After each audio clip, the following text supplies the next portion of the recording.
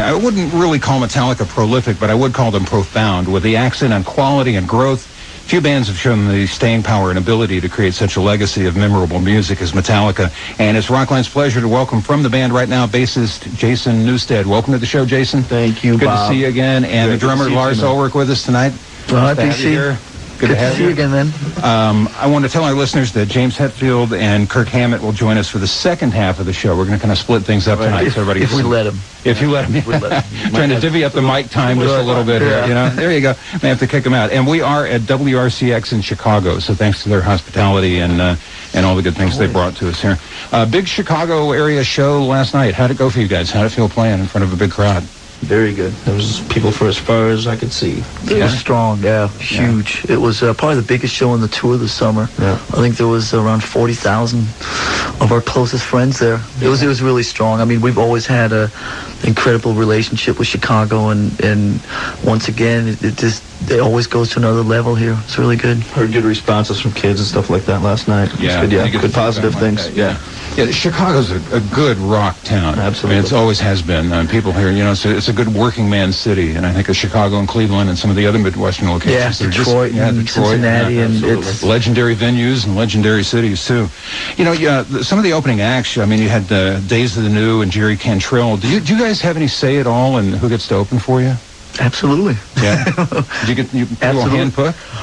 Yeah. I mean, we've wanted to have Alice in Chains out. You know, Alice in Chains was basically on 2 previous bills, and they couldn't make it due to internal problems. But you know, we've always wanted to have Jerry out. Jerry's a great friend of everybody in the bands, and we all have a lot of respect for him and his music. And now he's in a situation where it's easier for him to work and stuff like that, and he can sort of go out and tour and so on. So it's really strong. Yeah, we had him on the show a couple of weeks ago in Days of the New, maybe 6 weeks ago, something like that. And Jerry's got a great band. I mean, absolutely, yeah, he's got Chris DeGarmo from Queensryche guitar with him, and sounds pretty good out there. Sean, now let's go back to 1996, and you're recording Load, and you've got all these songs. Did you think about doing a double album? Is that a possibility? I think that was the first idea, was it not, Lars? Pretty much. I mean, it was conceived as one work, 27 songs on a double album. What happens with us is that you put us in a studio, and we start working away, and we get kind of antsy, and recording 27 songs the way we record records, it's just a lot of work. So halfway through it, we pretty much decided to split the work up into 2 separate records and go out and get some touring under our belt. Now comes the question, how did you know what to put on what album? The stuff that was furthest along recording-wise, you know, what had the most tracks, lyrics written already, parts formulated, things like that. Whichever was the farthest along, those are the ones we took. Wow, that's simple, huh? That's simple, looking back, it sounds that simple. It had to be that way in order because of time constraints. Yeah. A lot of people think there were ulterior motives, that it was an A record or B record, or, you know, sort of leftovers. I mean, like Jason said, it was just what was the furthest along. Well, you had some pressures too. I think you were lined up for Lollapalooza at that point, weren't you? So you had to get out on the road. It's good for us to have that kind of thing, though, kind of always behind us, kicking us in the butt, keeping us to do something. Yeah. You know? Speaking of things that kick you in the butt, we're going to play a song, Fuel, and that song certainly does kick you in the butt. A little bit of rap metal, at least in the beginning here. What do you guys think of that genre right now? Bands like Korn and the Deftones, and do you listen to that type of music at all? Yeah, it's cool. Whatever. I think it's a good thing. People keep taking, as long as they keep the heaviness, you know, as long as they keep that intact, they can experiment all they want. Keep it out there, take it to the people. You know, they're doing it, so I have respect for that. What a great way to start musically tonight. Metallica, Fuel on Rockline. Give me fuel! Yeah, we'll get you all gassed up tonight. We'll give you fuel, without a doubt. All 4 members of Metallica joining us, beginning with Lars and Jason. A little later on, James and Kirk are going to join us. Take your calls. And if you want to speak with the band, call us toll-free at 1-800-344-ROCK. That's 1-800-344-7625. Rockline brought to you by AT&T. It's all within your reach. Metallica with us back in a moment after these important messages with your calls and a song involving one of Mick Jagger's ex-girlfriends. Next on Rockline. Howie and Mike. And we are back with Lars and Jason, and a little later on, James and Kirk, Captain James T. Kirk. James and Kirk are going to join us a little later. Want a 98 Rockline calendar? Send us a postcard with your name, address, and the station you listen to Rockline on, and mail it to 98 Rockline calendar, P.O. Box 4383, Hollywood 90078. They are provided by AT&T. Got some calls for you guys, and first up tonight is Ginger from Des Moines, Iowa. Hi, Ginger. Hi. Hi, Ginger. How are you? Pretty good. How are you? I'm fine. Now, Ginger was really nice, and she did our test call so that I could hear a caller. And Ginger, are you in kind of a bad situation at home there? You could say that. Yeah. What happened? I was driving one of my friend's cars, and we went in the ditch. Oh. Listening to Metallica at about 120 dB, Listen no to doubt? Fuel. Yeah. What's your question tonight, Ginger? What's the next era of Metallica going to be? The next what? The next era. Ooh. ERA. Wow, such a heavy way to start things off. Well, let me tell you, Ginger. I'm stumped. I don't know. I mean, we're just gonna finish this tour for the rest of the summer, and then we are going to put a record out in November that's going to be a compilation of all the cover songs that we've ever recorded, plus about 4 or 5 new covers, and then we are going to probably do that ska punk thing that we're talking about. don't. And then we're going to get back to writing a new record sometime next summer and do it all over again.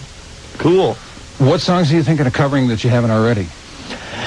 Well, Been kicked around at all? it's been kicked around loosely. Kick-ass punk songs and stuff.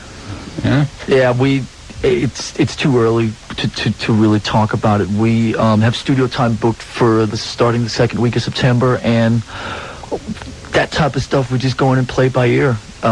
We've got a couple of basic ideas, but I don't really want to say anything because I don't want to be held accountable for what might happen. This could come back on you later, yeah. Let's thank Ginger for the call and move on to Jessica from Terre Haute, Indiana. Hi. Hi. Hello. Hello. You're on the air, Jessica. What's your question? Yeah, I just want to know why isn't Blitzkrieg and Am I Evil on some copies of Kill 'Em All? Because our radio station don't even have it.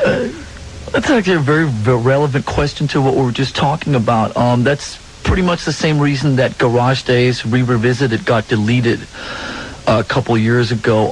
We knew in the future that we wanted to put a record together that put all those cover songs like Am I Evil and Blitzkrieg and all the rest of the stuff, the Last Caresses and the Prince and Bread Fan and all those type of things on one record instead of having them scattered on all these singles and EPs and all this type of stuff. So we took them all off Kill 'Em All, and now they're going to come out on this record November 17th. There you go. There's the answer, Jessica. Good question, though. Yeah. Smart.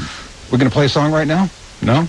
We're going to talk to, we lost our caller up there. I think we have Tim in New Hampshire, if I remember correctly. Tim, are you there? Right here, yeah. Okay, you're on the air. All right. Hey, Jason, Lars, BC, how's it going? Good. What's up? Doing fine, yeah. Good, yeah. I was wondering, how do you go about choosing songs before a concert? Yeah, what makes the set list? We leave that up to Lars usually. It's all my fault. I just try and balance it as much as possible between everything that Metallica has done and does.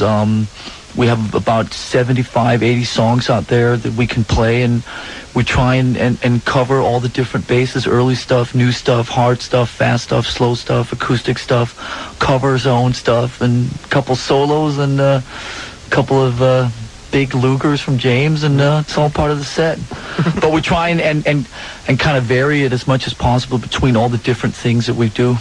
Now, before we went to the break, I alluded to Mick Jagger's ex-girlfriend, and that's Marianne Faithfull. How did she end up on Memory Remains? Go ahead, man. Jason, just letting Lars go. I should have gotten more sleep then. Basically, the way we write our songs is that we demo them pretty much with vocal melodies, not with lyrics. So James puts the melody lines down, and we had the demo of The Memory Remains, and it had a vocal melody, like a kind of an na thing that he was singing over the bridge. And one day when we were making the song, it was just like, instead of putting lyrics in there, how about having another person sing that melody that's in that part? And then Bob came up with the idea of having a female voice do it. then we tried to find the sort of the female voice that was the most suitable for that part and what the song's about. Trying to find a voice with a lot of character, something that was kind of weathered, but still really emotional and pure and so on. And I called her up on the phone. You want to come sing on the next Metallica? It's lovely. And then me and James flew over to Ireland and recorded her singing on one of our tracks. It was a beautiful thing. She's wonderful. She's got some great solo records, beautiful too. Person. She really does. Really warm and very genuine and real. And Jason, really cool. I assume that when Lars says Bob, he's referring to Bob Rock, who's worked on the last couple of Metallica records at least. That's right. Yeah. Well, let's listen to it right now. This is Memory Remains, Metallica on Rockline. Memory Remains, Metallica Reload, the name of the CD. And we got more calls. Phone's blistering back in Los Angeles. We're in Chicago tonight. I'm Bob Coburn with the band Metallica, and we have Kevin from Manhattan, Kansas on the line. Hey, Kevin. Hi. Yeah, I was wondering, what bands do you like to listen to now? All kinds of bands.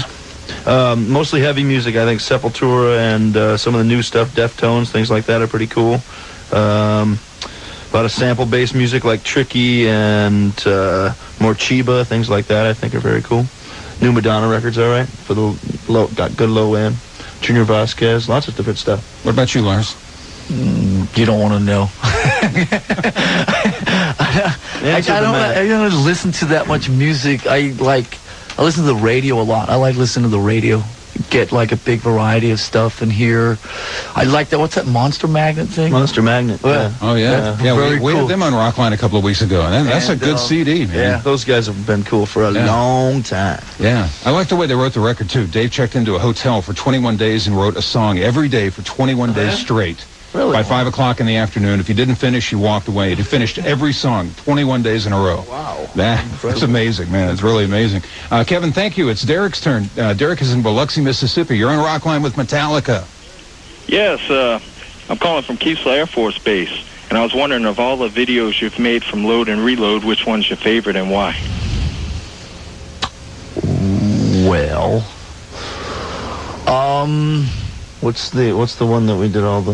I asked that like a week ago. The one where we did all the character acting and all that stuff. Yeah, Hero of the Day. Hero of the Day. I agree. That's what I say, because not necessarily because of the song or whatever, but for the video itself and the way that we all like helped each other get into these characters and kind of worked it out with Anton Corbin did the video with us, and it was just a very different way to approach the video world for us. We always done kind of just performance type things leading up to that, or maybe a little bit of stuff here and there, but this was a real cool way of helping each other get through that. Really a lot of fun. Now, also like Sleeps, Until It Sleeps was a really important video for me because it was really, it showed people that you should never take anything for granted, and that, you know, it was just really fun to play around with a lot of the things and new concepts and stuff. And even though the shoot itself was kind of wacky, I'm really proud of that one just because we dared do something really different. And going back a little ways too, you're one of the few bands that I know that's done two videos for one song, and that's the song One from a few years ago. Actually did two videos for that, didn't you? Yeah, I mean, they're just, it's because we were two different edits, you know, a long version and a shorter version, but they are distinctly different, the two videos. And I mean, I will always be proud of that one just because it was our first ones. Uno, yeah. And that happened for The Unforgiven as well. There was two different, you know, because of the edits. But I want to say something about The Memory Remains, too, the video that we made with that and the concept of the revolving box and that whole deal that looks like we're spinning, but we're actually standing still. And that whole thing was very interesting, too. If you have not figured out we're with Metallica tonight, when we come back, we'll have a question for Metallica from last week's guest. Social Distortion's Mike Ness left a question from you guys. For you guys. I want to leave a question for next week's guest. Yeah, well, you'll get to, believe me. Yeah. And next week's guest will be Smashing Pumpkins, right on Rockline. Wow. This week's featured Rockline Encore comes from Mike Ness from Social Distortion. He was with us last week on Rockline, and he wanted to know what's with the makeup. Yeah, right. One of your favorite questions, I'm sure. You guys mellowed out. It's almost right in there. It's what do you drive and why? Okay. Well, now he's assuming that we drive, but let's see. Yeah, 10 points, Lars. Very good. Very good. I drive limos. Well, you know what? Honda Civics and Toyota Corollas. Yeah, all that, man. Yeah. Those good 10, 12-year-old ones. Those are the ones you really want. Well, with the bald that's tires. what you want Let's because just they say go that. forever. Let's just put it this way: there are more black cars between the four of us than any other color. There you go. We'll leave it at that. Now you get to ask a question. What kind of car I have. Yeah, right. A black one. A black one. I got a black car, man. And why do I drive? Because it's black. That's it. And the engine works and it runs. Yeah. Speaking of black, from that album or the self-titled album, Enter Sandman by Metallica on Rockline. Oh man. The self-titled album, or the Black Album, as some people call it, whatever you want. Hey, we got calls. Speaking of that, we have DG from Tampa, Florida. Welcome to Rockline, DG. Hey, how you doing? Listen, you guys are so powerful. Your music is so energetic and everything. In fact, when I listen to it, I feel like I've been through a 15-round heavyweight fight. I'm wondering, you guys are putting it down. I'm getting a contact high from it. What do you guys do to relax after all this? Lars? Shower. That's very civilized. We shower, talk about the gig, have dinner, and then we head in 4 different directions and get up to very little good. Exactly. That's pretty much it. It takes a long time, though. You're right about that. It does take a while to wind down. At least some hours. You know what can say 1,000 words about all that is right here in the CD sleeve, the picture of you guys at the end of a show. Right. You know, wrapped in blankets and doing the cool down and everything. It really does take a while. It takes a long time. People, you know, why do you get up at 3 in the afternoon when you're on tour? They think that you're sitting there like all night partying till late in the morning. It takes literally for me like 5-6 hours to come down after a show. Yeah. Even if I go back to the room, I'll just sit and watch TV till 6 a.m. Just try and bring it down. Yeah. Couldn't even think about turning it off to go to sleep or anything. You know? DG sounds like quite a fan. Thanks for the call. Right We on, got DG, Mark. Mark is in Richmond. Hi, Mark. Hi. I'm wondering about the stage show and the incredible pyrotechnics that go into a Metallica show. Who designs those and whatnot?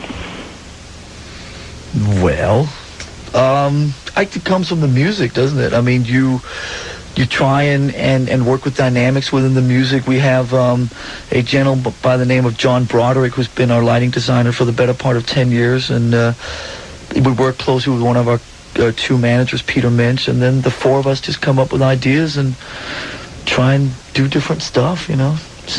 But when we're indoors, have a lot more control and a lot more accessibility to a lot of the pyro stuff, and in the controlled atmosphere, of course. So and have learned from a few mistakes too over the years. That's true. Yeah.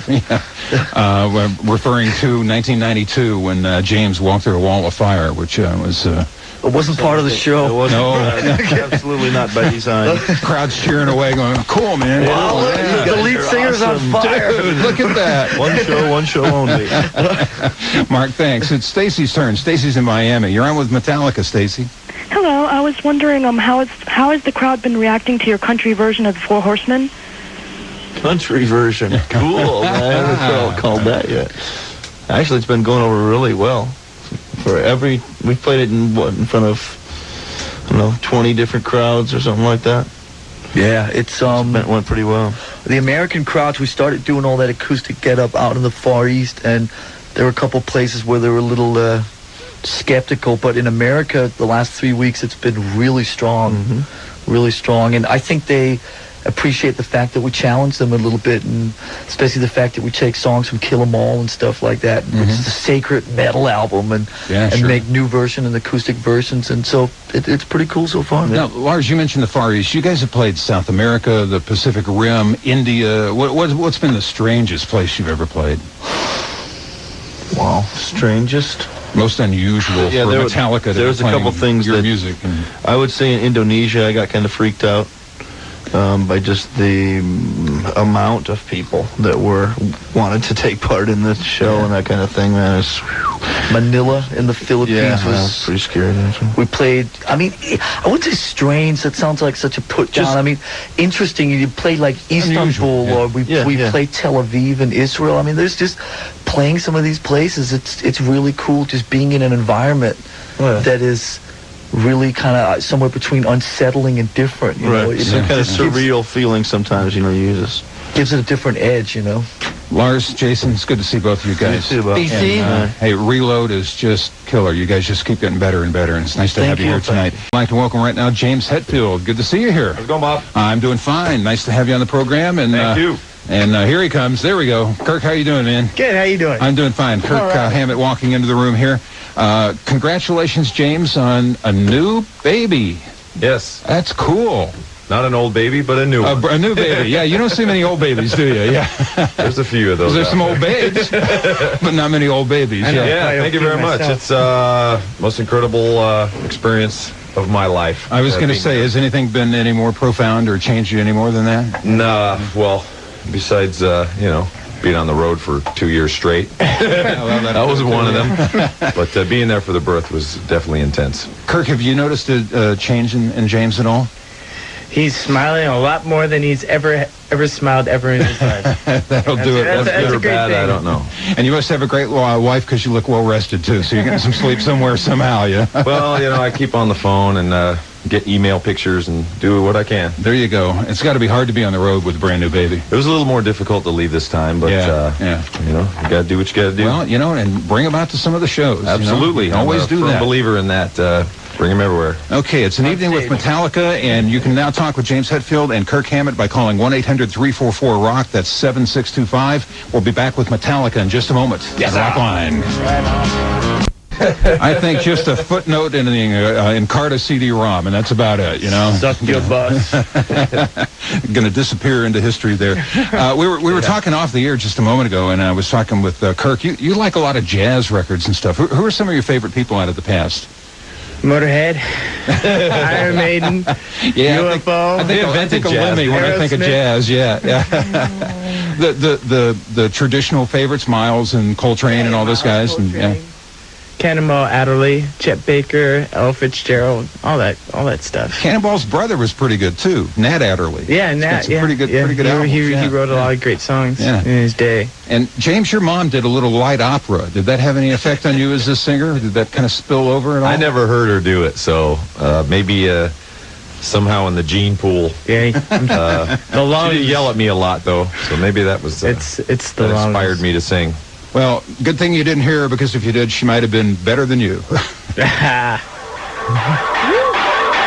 And you from Reload. Is that going to be the new single, you guys? That is the new single. That is the new single? Okay. Yeah. James, you're so easy, man. If you want it to be. Okay, we'll do it that way. I want to remind everybody who gets on the air tonight, you get a copy of Metallica's latest Reload, courtesy of our bestest new pals at Elektra Records. So nice. You get on the air. Like Rob from Detroit, Michigan did. You're going to get a copy of the CD. Hi there, Rob. Hi. James, last year you did an interview with Ted Nugent in Detroit. I was wondering if you... We were just talking about that. The news. Weird. Oh, because I couldn't hear. I was wondering if you ever went hunting with him like you guys had talked about. No, I never have, man. I, if I had a minute to do something besides Metallica, possibly. But I don't know. He might shoot everything in sight, and I would never get a shot off, quite possibly. He's the type, too, that gets a bow and arrow and just heads off in the woods for about a month and just disappears, cool. That's very cool. That's respectable. Yeah. Well, at least he's out there, he's eating what he kills, and he's out there, commingling with the environment. I'm not that much of an outdoorsman, but that's respectable. Yeah, that's respectable. I'm not much on hunting, to be honest with you, but, whatever. I'm more a beach bum myself. Yeah? Yeah, I like laying on the beach and drinking. I'll shoot them. Yeah, beach bums, yeah. They're easy. They're easy Easy targets, them. Rob, there you go. Thanks. Especially the big fat ones. Man, you better watch it when you leave this building here tonight. You're in downtown Chicago. You could have trouble, man. A reminder, we are at WRCX here in Chicago, and we got a call from Steven in Miami, Florida. You are on the air. Hi. Hi. I was wondering, will you guys ever do another contest like the Motherload contest? With that Motherload contest? Yeah, the Motherload was... It was something that kind of a combination of MTV and the record company came up with. It was a pretty cool idea. It was a nice build-up over a long period of time. But that thing itself was a little weird because there was always some so-called kind of losers. 4 trucks went out, and the one, won everything. The Jeep, us, all the gear and everything. And then the one person got a can of baked beans or something, and all their buddies were standing around the semi ready. All right, you open it up, and whoops. I'll tell you one thing. When the trailer opened up, and the woman saw that it was not Metallica and it was a Jeep, she was so bummed out. I felt like calling her up and screaming, "It's okay. You have a goddamn Jeep instead." That'll last much longer than us. Yeah. I don't know. You guys have been doing pretty well for the last 15 years or so. In fact, we're going to go back in the past for a song from Ride the Lightning, For Whom the Bells Toll, for you right now on Rockline. Our guest this evening, and the first half of the show, we had Jason and Lars on. We have James and Kirk on right now. And we have a caller, Vahana is her name, and she's listening to our affiliate here in Chicago, where we're located, and that's Rock 103.5. What's going on with you tonight, Vahana? Nothing, just listening to the show. And what's your question? I wanted to know, who is your new favorite female artist? My new female... Kirk's going to start out. Artist. Which of the women out there do you like? Pamela Lee Anderson? Just kidding. She's got a video out. Yeah, she's got a video, yeah. And boy, what a video it is. Yeah, several videos. Video now. Yeah. Several videos from what I understand, yeah. I still like PJ Harvey, only because she has so much more of an edge and so much more oomph behind her voice and her attitude than a lot of these new Lilith-type female vocalists. And that's all I really care to say on the subject. James, do you have any favorite female artists out there right now? Not at all. No, not at all. Okay. Yeah, I guess you guys won't be attending Lilith Fair anytime soon. Yeah. No, I don't know. Not a big fan There's just of the not new enough guys at the singer trip. There's not enough guys at the Lilith Fair for me to be interested. Huh? There might be a reason for that, Kirk, guy artists. Guy artist, yeah. Ah, okay. Yeah, okay. All right, we'll go for that. Like the guys who hang stuff off their... Oh, forget it. Yeah, no, we don't want to go there, James. No. That's the Lollapalooza of old. All right. Yeah, it's late, but it's not that late. All right, we have Andy from Minneapolis on the line. Andy, you're on with Metallica with James and Kirk. Yeah, how you guys doing? Great, how you? I'm doing pretty good. Yeah, I've been a fan from Metallica for about 12 years, and I'd just like to say that half those people out there that don't like the new stuff, I think they can just go kiss off, man. I've been a fan, I love you guys. Right. But anyways, my question... nice of you. Huh? Oh, don't worry, man. It's not very nice of you, man. Hey, they got to get with it. If you don't love all the Metallica, I think you can just, whatever, But anyways, enough said. There's something to be said for growth and change, I think it's a good thing, personally. What's your question? All right. I've been playing guitar for about 6 years, and I can play a lot of Metallica. I'm really, really good, and I was wondering, have you guys ever considered letting maybe a fan come up on stage and play a song with you? We've done it before in the past. Definitely. That's happened quite a few times. And, how does it usually turn out? That's how Jason joined the band. That's how Jason joined the band. I'm kidding, Case in point. Now, has Travis from Days of the New or Jerry Cantrell from his band, did they come up and jam with Jerry's definitely... Jerry's played with us quite a few times. Yeah. Probably will be in the future, too. Jerry's a good player and a good singer. His hair's too long. We won't let him up there. You short hairs now. Yeah, right. There you go. Hey, man, if you're in the right place in the right time, that's always a possibility. All right, Andy, thank you very much for the phone call. And you know what? We got to take a time out. We'll be back in just one moment. It's Rockline. We are rolling tonight with Metallica. We'll be back with James and Kirk in just one moment. I'm Bob Coburn on the Global Satellite Network. Is there some sort of underlying meaning? No, there's no underlying meaning at all. I don't believe you. Yeah? What are you really saying? I didn't say that. You can look at the man right next to me here. What do you mean? All he's doing is grinning. He's grinning, yeah. Let's take a phone call. We got a lot of calls for you guys. Rebecca from Lansing, Michigan. Hi, Rebecca. Hi. All right. Hey, how you doing? Okay, how are you? Great. Good. You? I was just wondering if you guys believe in God. Which God? Which God are you talking about? Satan? Huh? Wow. We write music. We're in a band. We're Hello? musicians. Yeah, we're musicians. We play songs. You want to ask us a question on music or something? Yeah, I think maybe we'll just move on because that's not what she's got up her sleeve there. We got Jimmy in Springfield, Missouri. Hi, Jimmy. Hi, this is Jimmy. Hey, Jimmy. Hey, it's great. There's an echo in the room, isn't there? We believe in Jimmy. Good. What's your question, Jimmy? I was wondering if they would consider ever doing and creating their own festival like Ozfest or Lollapalooza.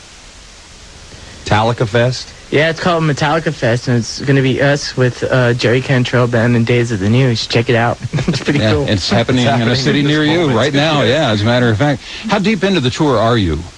Not too far. We're maybe, a couple weeks in? Yeah, about 10, not even 10 shows, maybe like 5 or 6 shows in. Is this going to be like the Load Tour, the Everywhere Twice Tour, where you make it around everywhere? The Reload Tour, and we're re-touring all the same places that we've always toured all the time. Well, we basically split the albums in half and the touring in half. So we've done Europe, we've done the Far East now, concentrating on the States outdoors in the summer, possibly South America coming up, and some new tunes. We got the itch again.